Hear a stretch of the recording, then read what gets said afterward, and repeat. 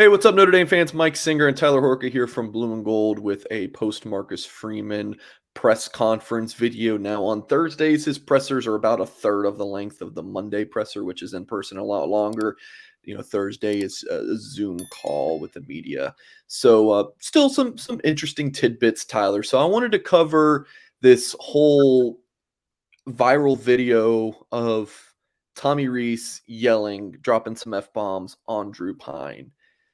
We've now talked to Pyne after the game. You guys talked to Reese on Tuesday, and Freeman discussed it here on Thursday. So, I'll give you the floor. What has everyone said about this whole situation between those three folks? Well, first, I think it's important to say what Reese said in that video, and I'm not going to go word for word because you guys can read his lips. But he basically said, "Do your bleeping job," and then he paused. "The whole team is bleeping counting on you," or the whole dang team, or I don't know. There were some words in there that I cannot say on this video, so we'll leave it at that. Obviously, when something like that is captured on camera mid-game, people are going to talk about it. We talked to Drew Pyne after the game, and I think it was my coworker Patrick Engel that asked him the question. And by the time that Pyne had gone up to the podium for his post-game interview, he was like, "Yeah, I've already seen the video." And basically, what he said was, "I loved it. I wanted that. That's exactly what I wanted him to do in that moment." You got to go back to that moment in time. Drew Pyne was struggling mightily. I mean, he couldn't hit Michael Mayer or Lorenzo Styles on and not even a 5-yard out route. We're talking about a literal flat pass where the guy's running toward the sideline. He couldn't hit him 10 yards away.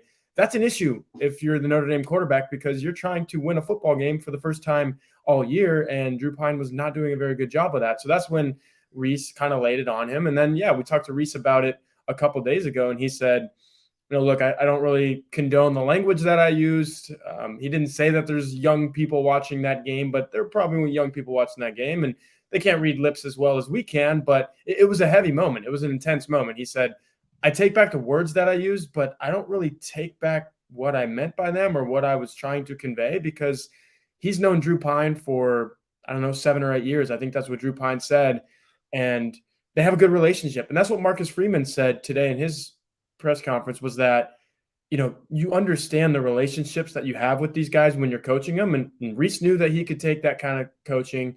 He knew that Pyne wants that kind of coaching, and that's what Pyne said afterwards. So I think everybody is on the same page that, it was a little intense, but maybe it's exactly what Drew Pyne needed in that moment. And, oh, by the way, he goes 14 of 15 for 131 yards and 2 touchdowns after that. Before that, I think he was 3 of 8 or 3 of – it wasn't good for 19 yards. He hadn't done anything. So it's what he needed, a little kick in the butt, and it worked. I think I saw Drake May, North Carolina's quarterback, kind of troll NC State, a rival, and he had to come out and apologize for it. Like, come on, can't we just let this be football? Like, can't coaches cuss after play? These are adults. Drew Pyne is like 20, 21 years old or something. Like, why can't this just be okay? But it got caught on TV, and so it was a talking point. But Freeman said that this is a much bigger deal outside of the Goog than it was inside. I think it's just been an attention thing because the media keeps asking about it, but non-factor really inside the Goog.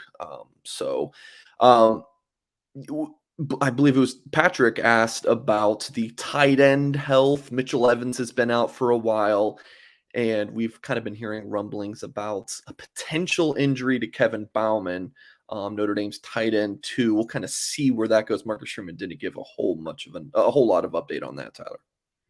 Yeah, but if Kevin Bauman is injured for the long term, which we don't know, that's complete speculation, but just take him out for North Carolina, for example. Notre Dame has been running a lot of 2 tight end sets. They've been playing a lot of 2 tight ends. Kevin Bauman has been that second tight end. I think Michael Mayer has played something ridiculous, like 188 of the 196 offensive snaps. You go to the tight end number 2, Kevin Bauman has played 75. So not quite halfway, but he's played a considerable chunk of snaps, and Notre Dame has asked him to do a lot in run blocking. He's caught 3 passes, all 3 of his targets. So Kevin Bauman has been tight end number 2. If you lose him, you don't have Mitchell Evans.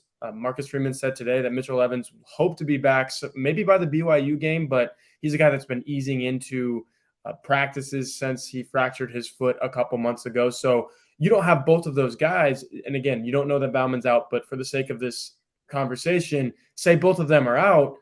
you're going to have to rely on a guy like David Sherwood, maybe Eli Raridan. We saw him come in, and he was pretty good in the run blocking snaps that I saw against Cal. So Sherwood, Raridan, Holden Stays, those are the guys that you're looking at if Bauman is indeed injured, because like I said, and like Marcus Freeman said, Mitchell Evans, maybe BYU. I think that's best case scenario. I don't think we see him until the second half of the season based on the way that these foot fractures go. They're all different. The severities they vary.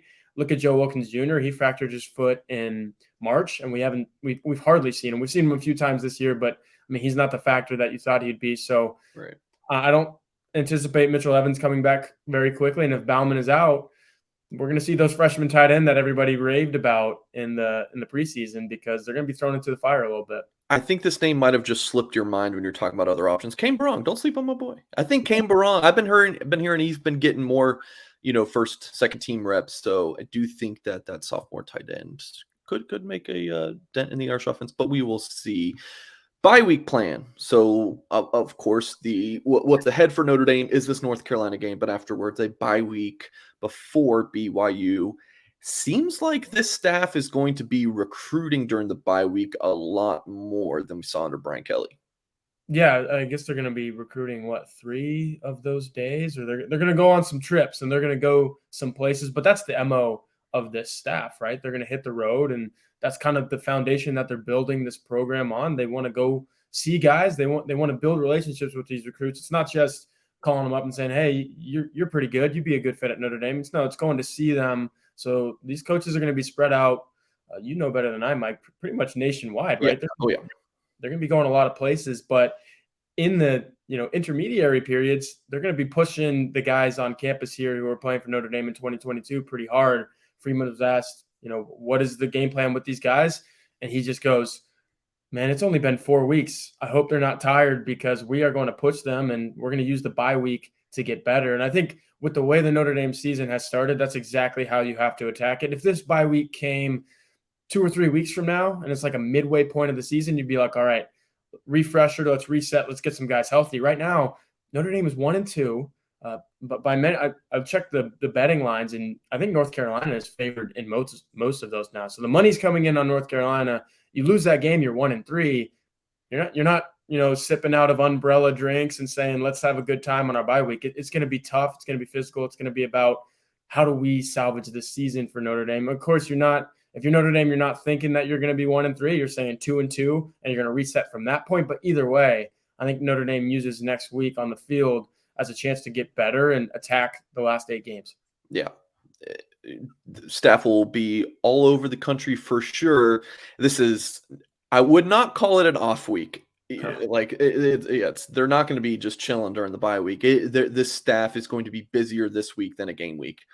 At least in my opinion. So absolutely crucial game for Notre Dame against North Carolina. Really a tipping point between Notre Dame really rallying this season and having a lot of momentum going into the bye week versus a lot of questions and a lot of time to think about a 1-3 start to the season potentially.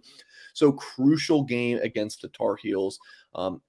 Lock into our Blue and Gold YouTube channel here. Tim Hyde will give his prediction for the game in a video Friday at noon. And then after the game, myself and Mr. Hyde will be live on YouTube. Tyler Horka will give a reaction afterwards as well. So again, lock in here, hit the thumbs up on this video, subscribe to our channel, and we'll catch you next time.